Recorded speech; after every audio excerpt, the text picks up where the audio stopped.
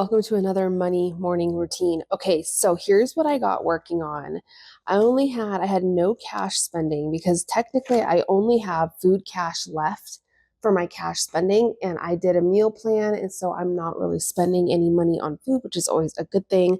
I did have one transaction come out. It was my Avista. I get asked all the time, Nico, where's your utilities? So Avista is my utilities. We're on comfort level billing, and so we pay $6.93 every single month. Utilities is one of those bills that's kind of hard to budget for because it fluctuates. It goes up and down. And anytime people ask, well, Miko, how do I budget for that? I always tell people to budget based on the worst case scenario, the most you think that bill is going to be, right? It's better to be prepared than underprepared. And so $6.93 being on the comfort level billing just makes it easier for me to budget because it's one single amount every single month until we readjust.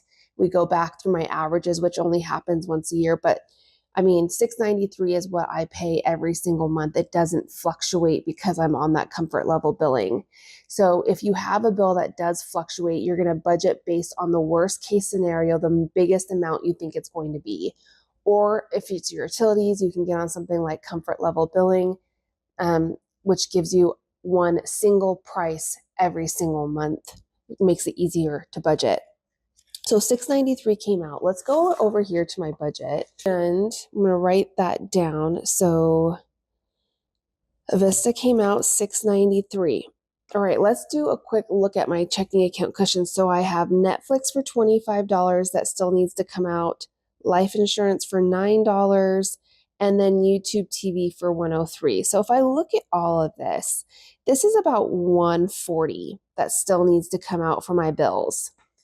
If you go over here to my checking account cushion, you can see I have $1,143 left. Well, with the $140 coming out with the bills that still need to come out for February, I'm left with about $1,000 still in my checking account. So that's my checking account cushion. That's what just sits there. So I feel really comfortable with that. Now, the next thing that I did is, because we are getting closer to the end of the month, I want to make sure that I'm prepping my budget worksheets inside of the Budget by Paycheck Workbook. Remember, like I mentioned yesterday, the Budget by Paycheck Workbook isn't just a workbook filled with worksheets. It's actually a guided method to set you up with the strongest financial foundation possible. So one of those steps is closing out your budget or doing a budget reconciliation every single month. Okay, what does that mean? So basically, we're looking at, did our spending align with our income, right? Are we spending less than we make? Okay, one of the golden rules of finances. Are we spending more or less than we make? Okay, so I've prepped my monthly budget category breakdown. This is the worksheet that I use to close out my budget. It tells me many, many, many different things all within this one worksheet. Am I under budget? Am I hitting short-term month-to-month goals? Am I seeing any spending patterns from last month that might have me a little bit concerned? How much of my money went to savings, to investment, to debt? Do those align with the trajectory that I need to be on as far as the progress I want to make personally in my own life? Okay, the reason we track our spending isn't the reason we go through, okay, and we do all of this different work, right? All of this different work. I track my spending almost every single day, with the exception of the weekends. The reason we do all that work is not just to do the work and write down our expenses, right? We do the work to be able to understand what that spending is telling us. We then become investigators to pull out the most important information from that data and figure out, do we have areas of concern? Do we need to make tweaks? Is there something that just isn't working with my budget? Our spending tells us all of this. And it's the way I extract and feel like the best way to extract a lot of that helpful information is by filling out the monthly budget category breakdown. So I prepped it. So I have my budget categories and my monthly budget for each one of those categories. Now, I get a lot of questions. Miko, you already filled out your budget.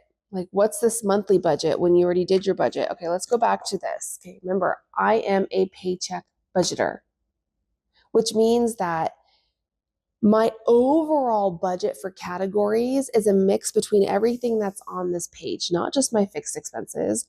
My fund budget isn't just down here in my variable spending. I might have some more fixed expenses that fall in my fund category. Health and beauty isn't just $100 like I have down here in my variable expenses. It also includes my Peloton subscription, which is up here in my total expenses.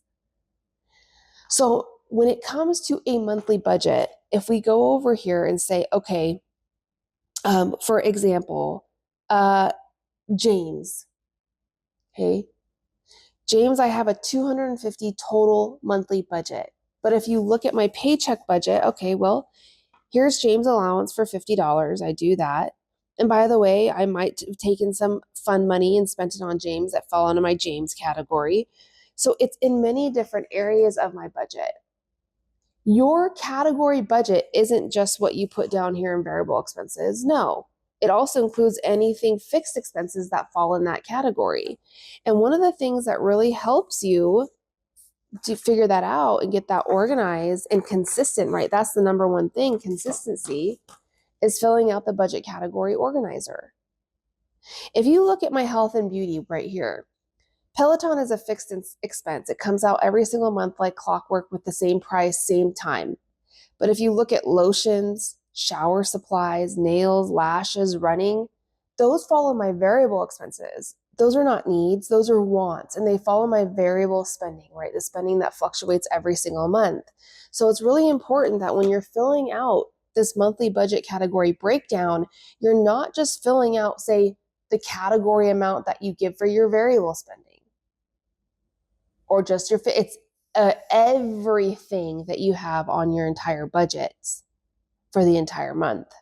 So that's how you fill out that monthly budget amount. So that's all prepped and ready for me to close out my budget. I'm filling out my meal plan calendar. You can see here. So still no eating out. Today, I'm not really sure what we're doing for a meal plan. I think we're going to do some Cajun chicken, but I might switch it up and do another recipe. So that's that plan there. And that is my morning routine.